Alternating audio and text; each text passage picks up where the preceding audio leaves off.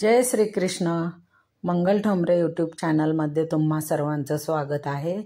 तर ही बघा, आज आपली इकडे जबरदस्त अशी हिरवीगार भाजीची रेसिपी तयार आहे। तर ही कशाची भाजी आहे आणि कशा पद्धतीने आपण ही बनवली आहे, तर ह्या व्हिडिओमध्ये आपण संपूर्ण पाहणार आहोत। तर त्यासाठी काय काय साहित्य घेतले, चला तर आपण रेसिपीला सुरुवात करूया। तर इकडे मी बघा, हे मी माझ्या गार्डनमध्ये हे बटाट्याचे मोड आलेले बटाटे मी लावलेले होते आणि त्यापासून असे छान मस्त ते उगवून आलेले आहेत आणि त्याची ही वरती भाजी आलेली आहे त्याला, किंवा पानं आहेत ती पानं आता आपण छान कट करून घेत आहोत। तर ह्या कट केलेल्या पानांपासूनच आपण ही रेसिपी बनवणार आहोत। तर त्यासाठी आपण कशा पद्धतीने बनवली आहे आणि ही रेसिपी कशी होते, चला तर आज आपण पाहूया। तर ही छान हिरवीगार अशी पानं मी कट करून घेत आहे।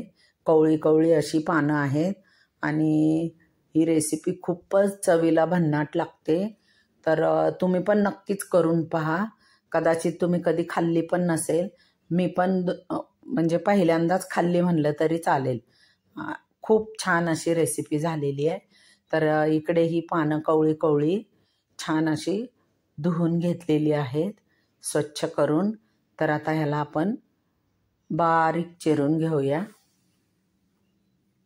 आणि ह्याचे जे देठ आहेत ना, ते देठ पण फार कवळे आहेत, अगदी इझी कट होत आहेत। तर अशा पद्धतीने हे बारीक चिरून घ्यायची। आपण ह्याला अगोदरच स्वच्छ धुवून घेतलेली आहे। तशा पद्धतीने छान बारीक चिरून घ्यायची। तर ही रेसिपी एवढी अप्रतिम होते की खूपच छान लागते चवीला। ही तुम्ही भाकरी बरोबर खा किंवा चपाती बरोबर खा, तसेच वरण भात असेल आणि तोंडी ही भाजी लावली तरीही चालते। आपण जशी मुळ्याची भाजी करतो ना, मुळ्यांच्या पानांची भाजी, अगदी तशीच म्हणजे करायची आणि त्याच्यापेक्षाही चवीला सुंदर लागते ही। तर नक्कीच तुम्ही करून बघा। अशी ही भाजी तर अवेलेबल नसते बाजारामध्ये, पण शेतामध्ये आपण जर बटाटे वगैरे लावलेले असतील तर तिकडे आपल्याला मिळू शकते। तर अशा पद्धतीने ही सगळी मी बारीक कट करून घेत आहे आणि खूप कवळी कवळी अशी पानं आहेत ती। तर त्याचे देठ पण एकदम बारीक कट करून घ्यायचे, हे चवीला एकदम छान लागते। तर आता आपली ही सगळी कट करून घेतलेली आहे। तर एका बाउलमध्ये ही घेतलेली आहे भाजी आपण।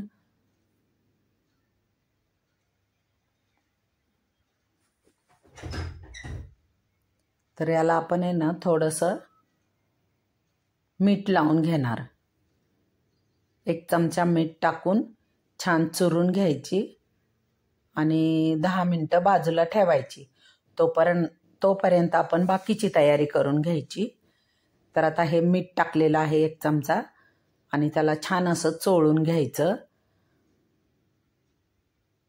तर असं मीठ चोळून घेतल्यामुळे काय होतं की जर त्याच्यामध्ये कडवटपणा असेल त्या पानांचा किंवा देठांचा, तो सगळा निघून जातो आणि छान अशी 10 मिनिटं ठेवायची, त्याला पाणी सुटतं आणि त्याच्यानंतर काय करायचं ते पाहूया आपण। तर अशा पद्धतीने हे मीठ चोळून आपण बाजूला ठेवून देऊया। तर इकडे आपण एक कांदा बारीक चिरून घेतलेला आहे। कांदा, हिरवी मिरची, तसेच लसणाच्या 5-6 पाकळ्या ठेचून घ्यायच्या।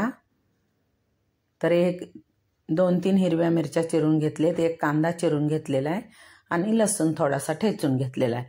तर इकडे आपण पॅन गॅसवर ठेवलेला आहे, त्याच्यामध्ये तेल टाकलेले, जिरे, मोहरी, तसेच जिरे मोहरी छान तडतड केली की त्याच्यामध्ये आपण हा ठेचलेला लसूण टाकून घेणार आणि ही भाजी गरमागरम भाकरीबरोबर अप्रतिम लागते, खूपच सुंदर लागते. तर मैत्रिणींनो, तुम्ही माझ्या चॅनलला नवीन असाल तर लाईक करा, सबस्क्राईब करा आणि बेल आयकॉनवरती प्रेस करा, त्यामुळे येणारे व्हिडिओ तुम्हाला पाहता येतील. तर आता इकडे आपण ठेचलेला लसूण पण टाकला आहे आणि हिरव्या मिरचीचे तुकडे पण टाकून घेतलेत. ते छान लालसर होऊ द्यायचे. त्याच्यानंतर आपण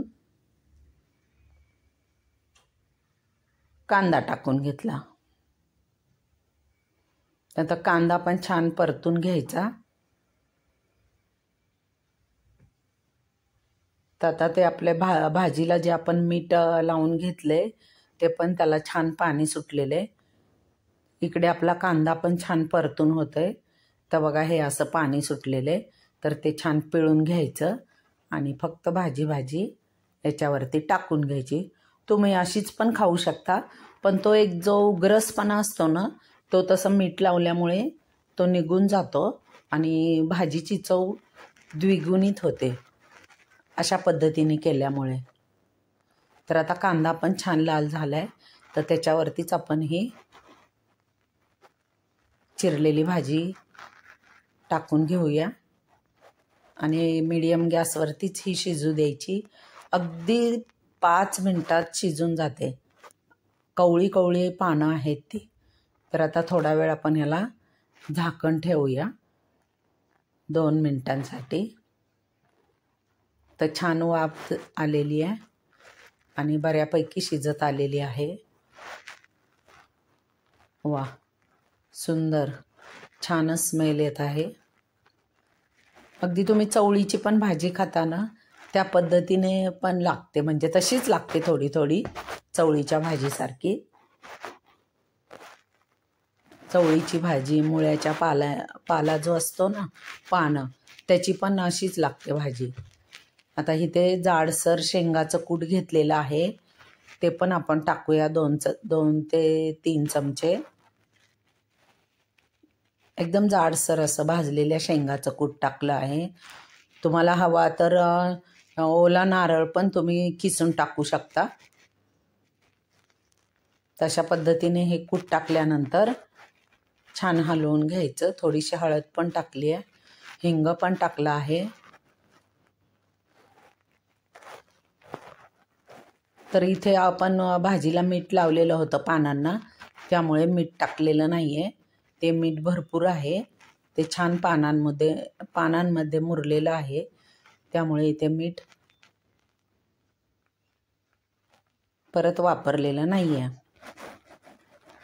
थोडीशी कच्ची आहे, थोडं आणखीन झाकून ठेवूया. वा, मस्त. तर आपली ही भाजी आता तयार आहे, सुंदर.